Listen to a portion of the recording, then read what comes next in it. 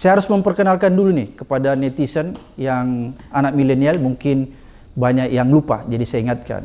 Beliau ini adalah pakar ilmu politik dan ilmu pemerintahan, dan tercatat dalam sejarah Republik ini adalah sebagai pencetus dimulainya sistem otonomi daerah pasca Orde Baru. Saya langsung memperkenalkan beliau, Profesor Rias Rasyid, MA, PhD. Assalamualaikum, Prof. Waalaikumsalam. Prof, apa akibatnya sebuah negara, sebuah pemerintahan, sebuah bangsa kalau dipimpin oleh pemimpin yang tidak punya leadership atau pembohong seperti yang Prof katakan? Semua berantakan, Pak. Karena negara itu adalah satu proses mengeksekusi kebijakan. Membuat kebijakan, mengkampanyekan kebijakan, mengeksekusi kebijakan, mempertanggungjawabkan kebijakan. Dia tidak bisa. Memahami kebijakan aja keliru. Baca aja semua kebijakan-kebijakan dia. Memahami soal bansos misalnya, itu keliru besar. Bansos itu selektif kepada pihak-pihak yang sangat membutuhkan. Dan yang paling tahu siapa membutuhkan bansos itu adalah kepala desa, atau mungkin lebih rendah dari itu. Bukan presiden yang kemudian muncul di pinggir jalan membagi-bagi itu. Itu di luar konteks kepemimpinan itu. Jadi seharusnya melakukan itu kepala desa ya, membagi-bagi. Itu paling tinggi kepala desa. Seharusnya sih eksekusinya kepada RT. Ketua RT RW itu. Bukan presiden ya? Bukan sama sekali. Jadi bukan presiden yang harus membagi-bagikan bansos di pinggir jalan? Menteri sosialnya tidak pantas kok, apalagi presiden. Menteri ada kerjaan lain presiden itu. Ngawur aja. Di depan istana lagi, itu pelecehan terhadap istana, Pak.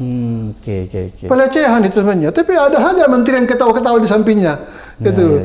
Memuji-muji bahwa presiden membagi di istana. Ini sama tidak pahamnya semua. Jadi negeri ini diurus oleh orang-orang yang tidak paham.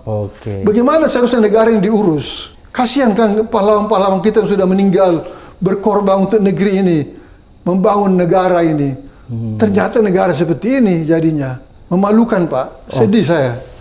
Luar biasa ini netizen apa yang disampaikan Prof Rias ini. Prof Rias ini adalah orang yang expert ya, pakar pemerintahan dan politik. Jadi apa yang disampaikan sangat memberi kita pencerahan. Prof Rias, ini kan kalau kita lihat ya, kepemimpinan yang amburadul tadi Prof Rias ya, sehingga itu akan melahirkan sebuah program-program yang berantakan. Seperti itu saya simpulkan. Kalau program-program ini berantakan, ugal-ugalan seperti yang tadi Prof Rias katakan, apakah kita bisa minta pertanggungjawaban presiden? Harus, Pak. Dia harus bertanggung jawab. Tidak bisa dia melenggang begitu saja habis masa jabatan. Dia harus dipanggil untuk mempertanggungjawabkan itu. Kalau bisa sebelum habis masa jabatannya, dia sudah harus diminta pertanggungjawaban. Bung Karno yang begitu hebat, hampir jadi dewa, kok kita minta pertanggungjawaban. Dan beliau datang mempertanggungjawabkan itu. Yang kemudian ditolak oleh MPRS itu kan. Pak Harto itu kan sudah diancam oleh Harmoko. Itu waktu kan hari Selasa sore. Saya ingat karena saya ada di situ. Itu Harmoko mengatakan kalau sampai dengan hari Jumat Pak Harto tidak mundur, maka kita akan melakukan sidang istimewa minta pertanggungjawaban.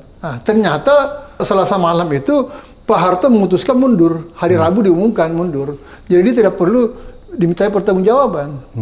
Gitu loh. Itu waktu kan Harmoko sudah berniat meminta pertanggungjawaban pada hari Jumat. Jadi itu seharusnya dilakukan sekarang?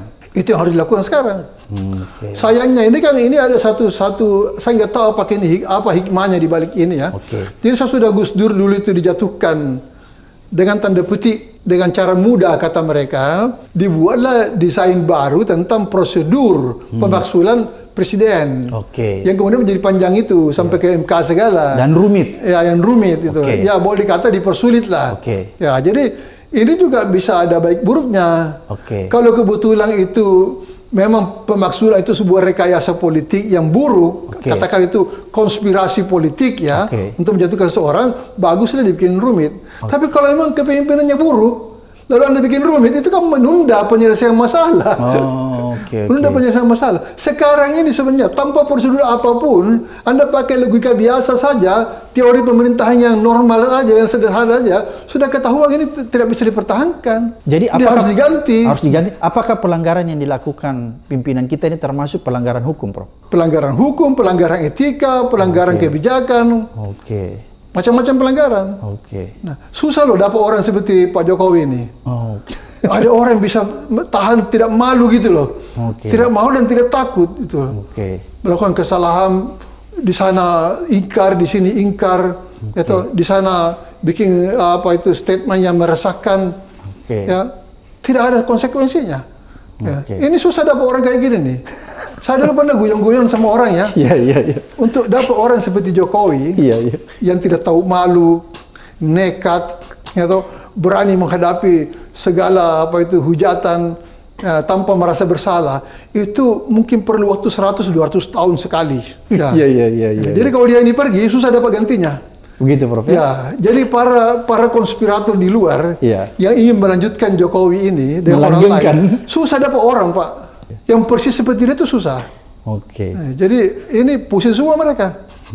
Termasuk para pemasok uang itu untuk pilpres apa segala. Para penjilat ya, Prof. Ya dia tidak tahu tidak tahu mau habis-habisan di mana gitu. Prabowo sendiri tidak memenuhi syarat itu. Oke. Prabowo punya kepribadian gitu. Oke.